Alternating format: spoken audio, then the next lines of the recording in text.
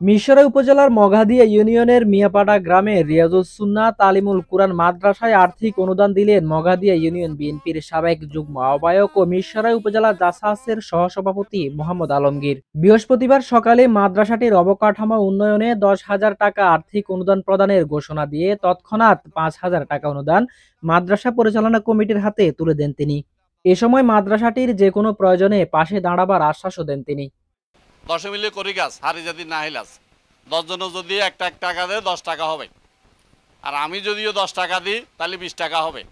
তো আমি আশা করব এলাকার সবাই সার্বিকভাবে সহায়তা করবেন। এটা সকলের প্রতিষ্ঠান কিয়ামত পর্যন্ত এটা থাকবে। আমি আপনি থাকবো না, চলে যাব সবাই। রসুল ইসলাম বলছেন বিদায় হজের ভাষণে, যারা আমার কোরআন এবং সুন্নাহকে আঁকড়ে ধরবে তারা পথভ্রষ্ট হবে না। তাইলে মূল কথা হলো যে এই এত সুন্দর একটা আমাদের মাদ্রাসা এলাকায় এটা ইনশাল্লাহ দিন দিন বড় হবে, আপনাদের হাত ধরেই বড় হবে। আমরা হয়তো অনেকে দেখে যাব, অনেকে দেখে যাব না। আমি প্রায় সময় আসি, অন্যদের সাথে আমার দেখা হয়, আমার মহাবন্ধুদের সাথে অনেকে দেখা হয় না। আমি একটা ছোট্ট মানুষ, শুধু আপনাদের দোয়া চাই, আমার কোনো চাওয়া পাওয়া নাই। এরকম একটা প্রতিষ্ঠানকে আগে দিতে পারলে সেটা আমার মনের শান্তি। অনুদান প্রদানের সংক্ষিপ্ত অনুষ্ঠানে প্রতিষ্ঠানের পক্ষ থেকে কোরআন থেকে তিলাওয়াত ও একটি নাচ শোনান মাদ্রাসার 2 শিক্ষার্থী। প্রত্যন্ত মাদ্রাসার শিক্ষার্থীর কণ্ঠের তিলাওয়াত উপস্থিত সকলকে আকৃষ্ট করে। আন আসরি বিইবাদি ফাদরিব লাহুম তরিকান ফিল বাহরি ইয়াবাসা।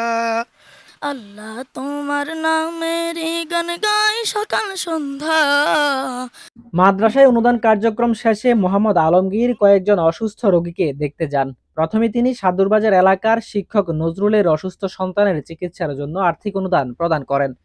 ওনার সন্তানটা আমাদের সন্তান, হ্যাঁ, উনি একজন আমাদের শিক্ষক।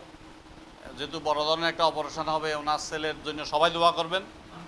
হ্যাঁ, ওনার ছেলেটা যাতে সুস্থ হয় আল্লাহর কাছে এই কামনা করি। এরপর প্যারালাইসিস আক্রান্ত হওয়া 2 জন বৃদ্ধের শারীরিক খোঁজখবর নিতে যান তিনি। তাদের চলাফেরার সুবিধার্থে 2টি হুইল চেয়ার প্রদানের কথাও জানান তাদের।